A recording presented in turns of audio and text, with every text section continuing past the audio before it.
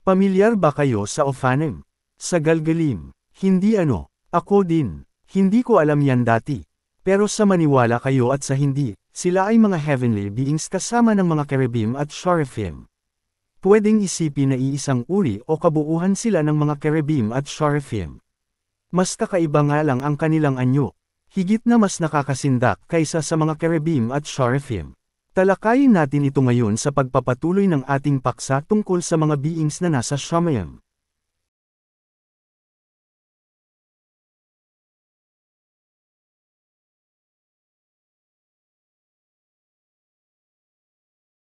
Kung naalala ninyo sa ating pagtalakay tungkol sa seraphim ay mababasa doon na ayon sa rankings ng mga heavenly beings ng Judaism ay pangalawa, o second, ang Ophanim sa pinakamataas at pinakamalapit sa trono niya. Ayon kay Maimonides ang Ophanim ang pinakamalapit kay Yah. Ayon sa Dead Sea Scrolls sila ay nakabantay sa trono niya ng walang pahinga. Ayon sa ibang kasulatan, gaya ng Book of Enoch, sila ay tinatawag na many-eyed ones. Tinatawag sila ng iba na angels o isang uri ng anghel pero alam naman natin na hindi totoo ang mga turo tungkol sa mga angels. Tinatawag din sila na thrones at iniuugnay sa Colossians chapter 1, verse 16. Puna, karamihan ay naniniwala na ang mga tinatawag na thrones, dominions, principalities and powers, ay mga uri ng invisible beings sa Shamayim. Makikita yan sa heavenly hierarchy ayon sa mga Christians. Ang Ophanim ng Judaism ay ang thrones ng Christianism.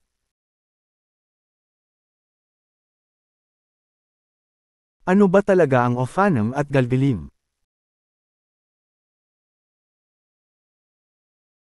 Mababasa yan sa Daniel chapter 7, verse 9. Nakita nyo ba kung alin sila dyan? Malaki ang posibilidad na mali ang inaakala mo.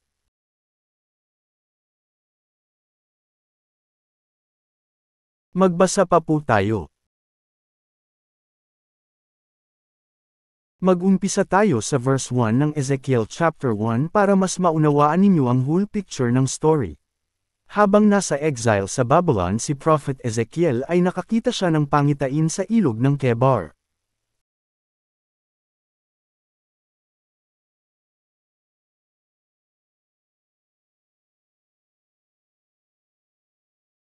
Nagkaroon ng isang buhawi mula sa hilaga, isa itong malaking ulap na mayroong apoy na binabalot ang sarili niya, at napakaliwanag sa paligid nito, na may kasamang mga kidlat. Ang buhawi o whirlwind sa pagkakasalin sa English ay ang Hebrew word na ruach. Kaya maaaring hangin ito o espiritu.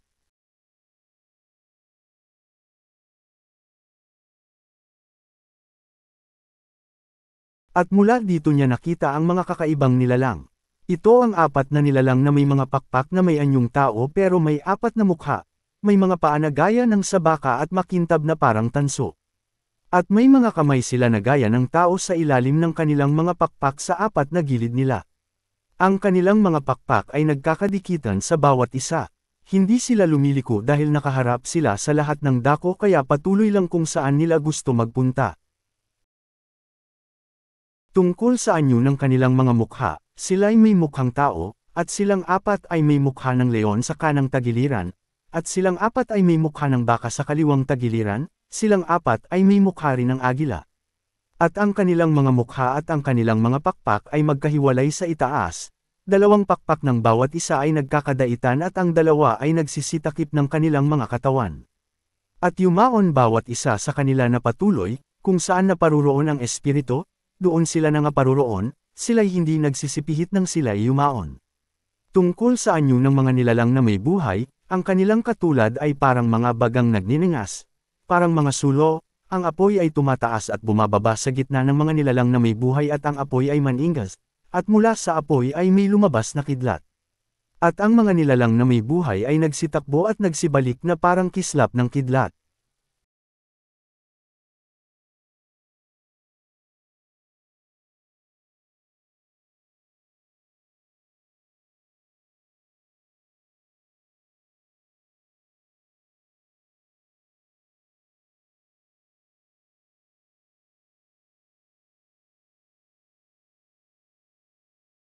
Samantalang ang minamasdan ang mga nilalang na may buhay, narito, ang isang gulong sa lupa sa siping ng mga nilalang na may buhay, sa bawat isa ng apat na mukha ng mga yaon.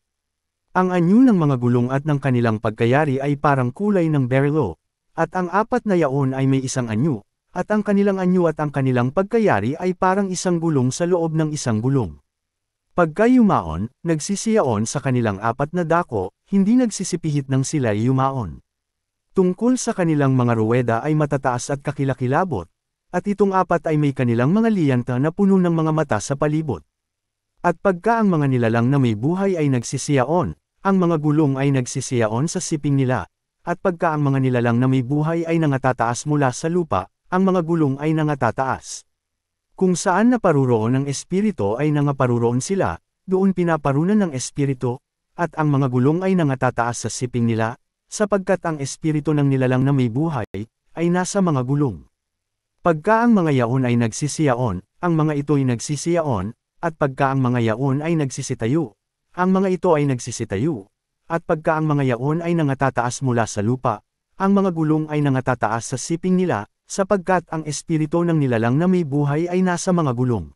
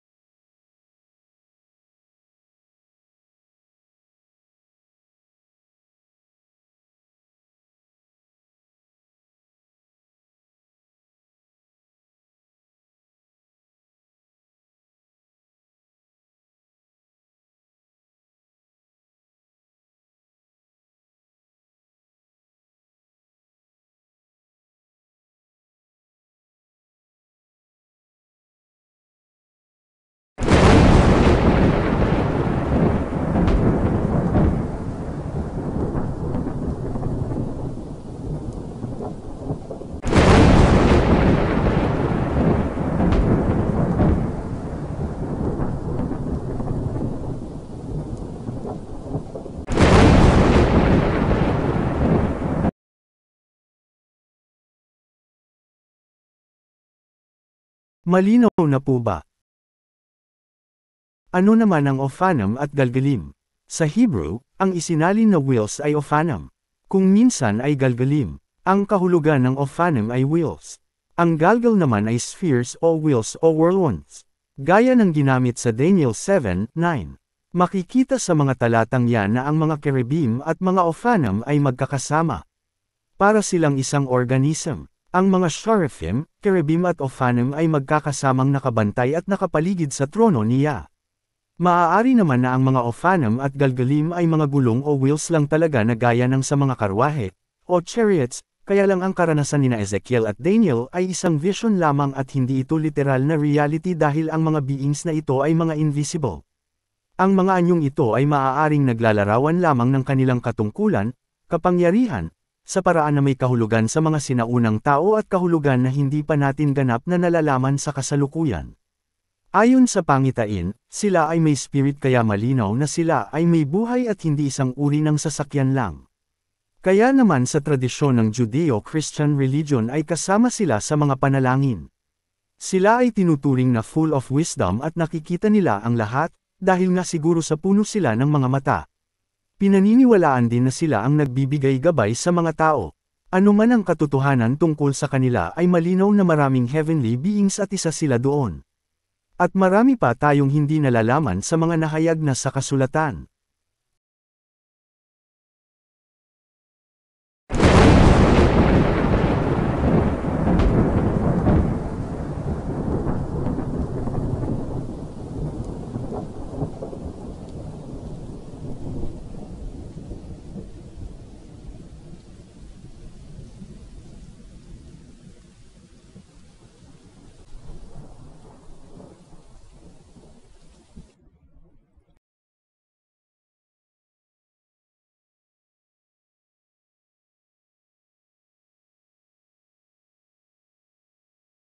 Paki-subscribe upang maging updated kayo lalo na sa mga darating pa na mga videos at announcements.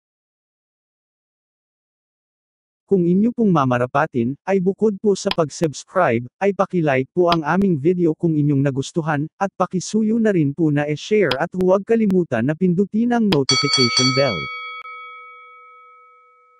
Kung kayo po ay may katanungan, puna, at anumang concern ay paki-comment po sa ibaba.